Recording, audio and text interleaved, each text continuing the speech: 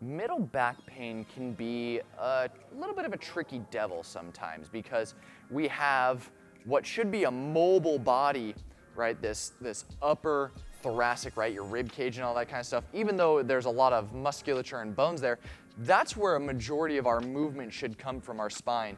Our low back basically does flexion and extension, right? That's its main mover. A lot of people think it's rotating, but that's not entirely true.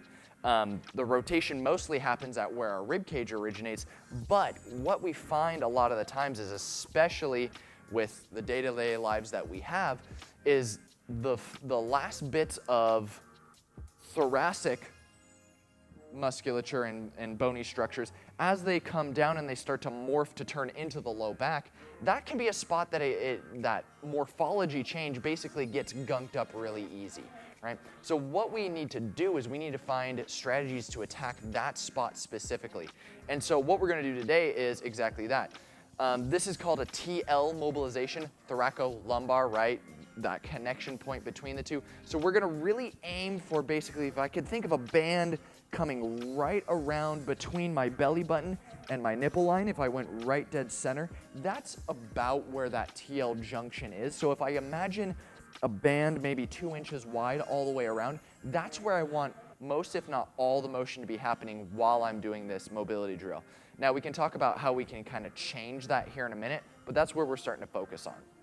So I'm here kneeling down. Of course, you can be up on your toes. There's nothing wrong with that. It's just a little bit more comfortable with me to have my feet out straight. My knees are going to come out a little bit. This just creates a nice base of support.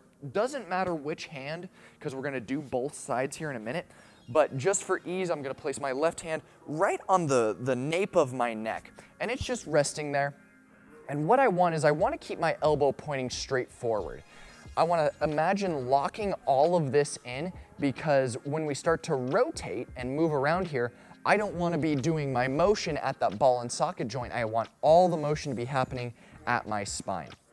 So I'm going to take my other hand and just place it out in front of me. We'll talk about moving that hand here in a moment, but just for right now, it's just going to fall straight in front of me, a little bit of a hip hinge. Now, what I want to do here is I want to start to rotate through my spine. Now, notice that that elbow's staying right where it needs to be, right? I'm not opening up here. All I do is rotate, rotate, rotate. I'm feeling a lot of stretching right through that middle part where we were talking about. As I rotate up, when I hit that kind of end feel where it feels like I can't really go any farther, all I'm going to do is take a deep breath in and out. Come back to center. Right? That's as easy as it is. So I'm going to rotate up, breathe in, breathe out. Rotate up, breathe in, breathe out.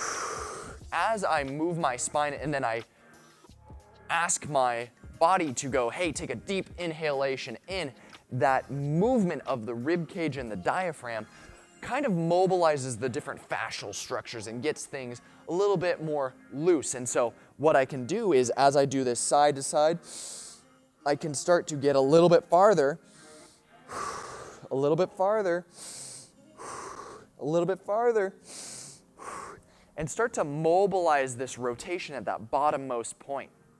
Now, we've done some rotations with my hand just arbitrarily out in front of me, but what I would invite you to do after you have that starting point is we're going to take that hand out farther. Again, doesn't necessarily matter specifically how far, but as we start to change the level at which we start to feel that rotational kind of blockage point. So what I usually recommend to clients is they spend about 2 minutes each side. So when one hand's down, I'm going to spend 2 minutes doing rotations and breathing as I kind of go through here, right? Breathe in at the top, breathe out as we go down. Again, breathe in, good. And I can come all the way into my hand being almost between my knees, right?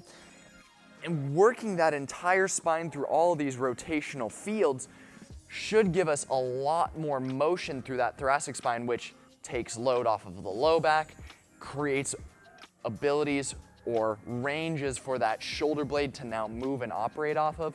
Thoracic mobility is one of the most slept on ranges of motion, especially in the rotational plane that we have. So play around with that kneeling TL mobilization should do wonders for you.